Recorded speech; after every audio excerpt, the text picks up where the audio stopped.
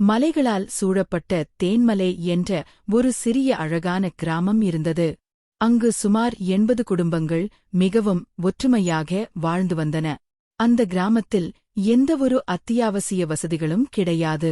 அவர்களுக்கு என்ன பொருள் தேவைப்பட்டாலும் மலை அடிவாரத்தில் இருக்கும் நகரத்திற்கு சென்றுதான் வாங்கி வரவேண்டும். கிராமத்தை சுற்றியுள்ள காடுகளில் விளையக்கூடிய நெல், காய்கறிகள், பழங்கள் அனைத்தையும் அறுவடை செய்து தங்களுக்கு தேவையானதை எடுத்துக்கொண்டு மீதமுள்ளவற்றை மலை அடிவாரத்திற்கு சென்று விற்றுவிட்டு தங்களுக்கு தேவையான மளிகைப் பொருட்களை வாங்கி வருவார்கள். கிராமத்தில் பள்ளி, மருத்துவம், கடைவீதி என்று எதுவுமே கிடையாது என்றாலும் மக்கள் ஒருவருக்கொருவர் ஒத்தாசையாக இருந்து கொண்டு தங்களுக்கு தேவையானவற்றை மகிழ்ச்சியாக செய்து கொள்வார்கள். ஒருநாள் எதிர்பாராத விதமாக ஏற்பட்ட மிகப்பெரிய நிலச்சரிவினால் அந்த கிராமம் முற்றிலுமாக அழிந்து போனது. அதில் பல உயிர்கள் பலியாகின. இனி இந்த இடத்தில் இருந்தால் நம் உயிருக்கு உத்தரவாதம் கிடையாது என்று பயந்து எஞ்சிய மக்கள் அனைவரும் அங்கிருந்து வெளியேறி நகரத்திற்கு சென்றுவிட்டனர். ஆனால் அதில் ஒரு முதியவர் மட்டும் அந்த மலைப்பகுதியை விட்டுப் போக மனமில்லாமல் அங்கேயே தங்கிவிட்டார். அவருக்கு வயது 55 இருக்கும். அவரே சிலர் பெரியவர் என்றும் சிலர் முதியவர் என்றும் அழைப்பார்கள். அவர் காட்டில் ஒரு அழகான அருவியின் பக்கத்தில் மூங்கில் மற்றும் தழைகளைக் கொண்டு அவராகவே ஒரு சிறிய குடிசையை அமைத்து வாழத் தொடங்கினார். அவர் குளிப்பதற்கும் சமைப்பதற்கும் விறகுகளை வெட்டி வருவார். காட்டில் விளையும் இயற்கை உணவுகளை சாப்பிட்டு தனிமையில் உயிர் வாழ்ந்து வந்தார். அந்தச் சமயம் காட்டில் இருக்கக்கூடிய அரிய இயற்கை நிகழ்வுகளையும் வனவிலங்குகளையும் படம் பிடிப்பதற்காக 4 நபர்கள் கொண்ட ஒரு புகைப்படக் குழுவினர் அங்கே வந்திருந்தனர். அதில் 2 பெண்களும் 2 ஆண்களும் இருந்தனர். காட்டில் அவர்கள் புகைப்படம் எடுத்துக் கொண்டிருக்கும்போது எதிர்பாராத விதமாக ஒரு காற்று எருமை அவர்களைத் தாக்க வந்தது. பயந்து போன அந்த 4 பேரும் தங்களின் உயிரை காப்பாற்றிக் கொள்ள ஒவ்வொரு திசையில் சிதறி ஓடினார்கள். அதில் ஒரு பெண் மட்டும் காட்டில் இருந்த ஒரு பாதுகாப்பான குகைக்குள் நுழைந்து ஒழிந்து கொண்டாள். பயத்தில் பல மணி நேரம் அவளுக்கு அங்கேயே கழிக்க வேண்டியதாயிற்று. சற்று நேரத்தில் பலத்த மழையும் பெய்யத் தொடங்கியது. பொழுது சாய்ந்தி இருள் காட்டை முழுமையாக சூழ்ந்து கொண்டது. இதற்கிடையில் சிதறி ஓடிய மற்ற 3 பேரும் ஒரு வழியாக ஒன்று சேர்ந்து கொண்டார்கள். ஆனால் தங்கள் குழுவில் இருந்த அந்த பெண்ணை காணவில்லை என்பதை உணர்ந்தனர். வர்ஷினியை காணவில்லை, வாருங்கள் போய் தேடலாம் என்று ஒரு பெண் கூப்பிட, மற்றவர்களோ பொழுது சாய்ந்துவிட்டது, காட்டில் எங்கே என்று போய் தேடுவது, எருமைக்கு பயந்து உயிரை காப்பாற்றிக் கொண்டு ஓடி வந்ததே பெரிய விஷயம். திரும்பவும் அவளைத் தேடிப்போய் வனவிலங்குகளிடம் மாட்டிக்கொள்வதற்கா நாங்கள் வருவோம். இருட்டிவிட்டது, இனிமேல் நம்மால் ஒன்றும் செய்ய முடியாது, மழையும் பெய்கிறது. நாம் காவல் நிலையத்திற்கு சென்று புகார் அளித்துவிடலாம் என்றனர். அதற்கு மற்றொருவன், காவல் நிலையத்திற்கு சென்றால் முதலில் நம் மீதுதான் நடவடிக்கை எடுப்பார்கள். ஏனென்றால் காட்டுக்குள் வருவதற்கு நாம் முறையான அனுமதி வாங்கவில்லை. அனுமதி வாங்காமல் வந்ததால் எப்படி புகார் அளிப்பது? வேறு வழியில்லை, எப்படியாவது அடிவாரத்திற்கு சென்றுவிடுவோம் என்று முடிவு செய்து அங்கிருந்து கிளம்பினர். காணாமல் போன அந்த வர்ஷினிக்கு 26 வயது ஆகிறது. அவளுக்கு திருமணமாகி 4 வருடங்கள் ஆகிவிட்டன. ஆனால் இன்னும் குழந்தை இல்லை. அவளது கணவன் வெளியூரில் வேலை பார்த்து வருகிறான். அவனது உடல்நிலையில் சில குறைபாடுகள் இருந்ததால் அவர்களால் குழந்தை பெற்றுக்கொள்ள முடியவில்லை. இருந்தாலும் முறையான மருத்துவ சிகிச்சையின் மூலம் அதை தீர்த்துவிடலாம் என்ற நம்பிக்கையுடன் அவள் முயற்சி செய்து கொண்டிருந்தால், வர்ஷினிக்கும் வயது கூடிக்கொண்டே சென்றதால் மற்றவர்களைப் போல தனக்கும் ஒரு குழந்தை வேண்டும் என்ற ஆசை அவளுக்குள் தீவிரமாக இருந்தது. வீட்டில் இருக்கும் தனிமையை போக்கிக் கொள்வதற்காகத்தான் அவள் இந்த ஒளிப்பட கலைஞர், போட்டோகிராபர் வேலையை பார்த்து வந்தாள். அன்று இரவோ இதமான மழை பெய்து கொண்டிருந்தது. காட்டின் பயமுறுத்தக்கூடிய இருத்தும் விதவிதமான அச்சத்தை தரும் சத்தங்களும் வர்ஷினியை நிலைகுலையச் செய்தன. பயத்தின் உச்சக்கட்டத்தால் அவள் அந்த குகையிலேயே மயங்கி விழுந்து கிடந்தாள். அதே நேரத்தில் தன் குடிசையில் அந்த முதியவர் ஆதாரத்தை தயாரித்து சாப்பிட்டுக் கொண்டிருந்தார். வெளிச்சத்திற்காக ஒரு அகல் விளக்கை ஏற்றி வைத்திருந்தார். அதில் இருந்து வந்த வெளிச்சத்தில் அந்த மூங்கில் குடிசை பிரகாசமாக இருந்தது. அடட்டா நாளைக்கு சுடுதண்ணி வைப்பதற்கு விறகு இல்லையே என்று நினைத்த முதியவர் மழையையும் பொருட்படுத்தாமல் காட்டில் காய்ந்த விறகுகளை சேகரிக்க கிளம்பினார். அவர் காட்டில் ஒரு குகையின் வாசலுக்கு அருகில் விறகுகளை வெட்டி சேகரித்துக் கொண்டிருந்தபோது தற்செயலாக உள்ளே ஒரு பெண்ணின் கால்களை பார்த்தார். அதைக் கண்டதும் அவருக்கு பயங்கர அதிர்ச்சி ஏற்பட்டது. சற்று தயக்கத்துடன் குகைக்குள் சென்று பார்த்தார். அங்கே ஒரு பெண் மயங்கி கிடப்பதைப் பார்த்து சிலை போல உறைந்து நின்றார். பின்னர் அவளது அருகில் சென்று பார்த்தபோது அவள் திருமணமான பெண் என்பதே அவளது தாலி மற்றும் மெட்டியைக் கொண்டு புரிந்து கொண்டார். காட்டைச் சுற்றி பார்க்க வந்த இடத்தில் எதையோ பார்த்து பயந்து குகைக்குள் ஒழிந்து மயக்கமடைந்து விட்டாள் போல் இருக்கிறது என்று முதியவர் புரிந்து கொண்டார். ஆனால் பல மாதங்களாக எந்தவொரு மனித நடமாட்டமும் இல்லாமல் தனிமையில் வாழ்ந்ததால் அவரது அழகைக் கண்ட முதியவரின் மனம் சற்றில் சலனமடைந்தது. அவரிடமிருந்து வந்த ஒரு விசித்திரமான நறுமணம் அவரை ஈர்த்தது.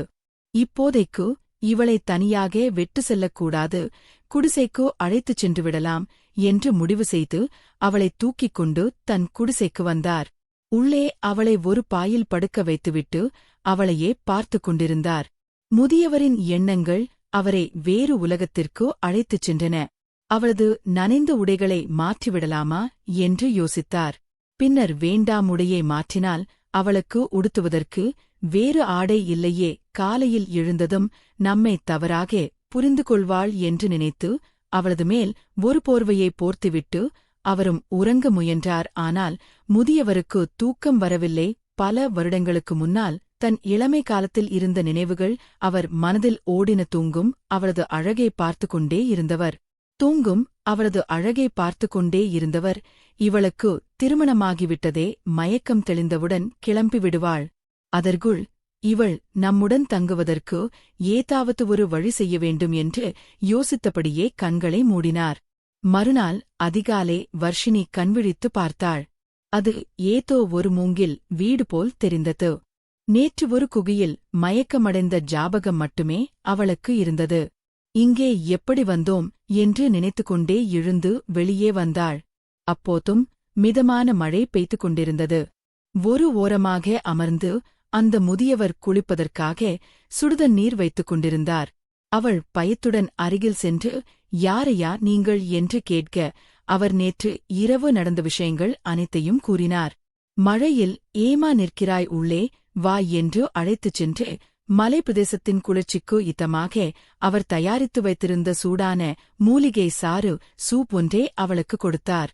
முதலில் வாங்க மறுத்தவளிடம் பயப்படாதே, அம்மா உடம்பிற்கு இடமாக இருக்கும் குடி என்று மீண்டும் கூற வர்ஷினி அதை வாங்கி பருகினாள். இருந்தும் அவளிடம் ஒரு பக்க பயமும் தயக்கமும் இருந்து கொண்டே இருந்தது.